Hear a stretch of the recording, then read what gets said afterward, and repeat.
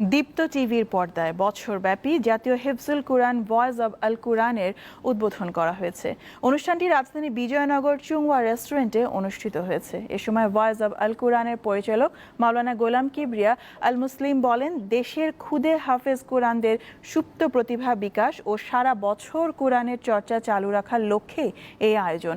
অনুষ্ঠানে উপস্থিত ছিলেন ভয়েস অব আল কুরআনের চেয়ারম্যান শায়েখ কারি সাইফুল ইসলাম পারভেজ, প্রধান উপদেষ্টা শায়েখ হাফেজ কারি লিয়াকত হোসাইন, বায়তুল মোকাররমের পেশ ইমাম মুফতি মহিউদ্দিন কাশেম, মাওলানা নাজির মাহমুদ ও মাওলানা লুৎফুর রহমান। অতিথি হিসেবে ছিলেন দীপ্ত টিভির সিইও ফুয়াদ চৌধুরী এবং head of marketing Mozammel Haque. সুন্দর করে আগায় নেওয়ার মেহেরবানি করে আমাদের সকলের দোকানি করে হাত আপনার মুহাম্মদ ওয়া আলিহি ওয়া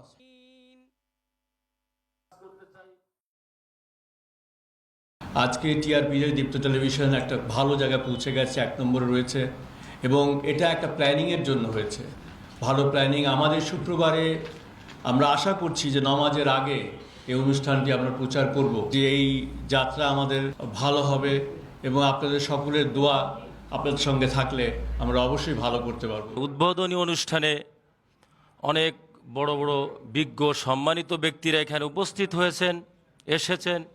সকলকে আমার অন্তঃস্থল থেকে আন্তরিক মুবারকবাদ জানাই। আমরা আশা করি আমাদের এই প্রতিযোগিতার মাধ্যমে সারা বাংলাদেশের যে খুদে হাফিজে কোরআনগণ রয়েছেন তারা তাদের সুপ্ত প্রতিভা বিকাশের সুযোগ পাবেন ইনশাআল্লাহ।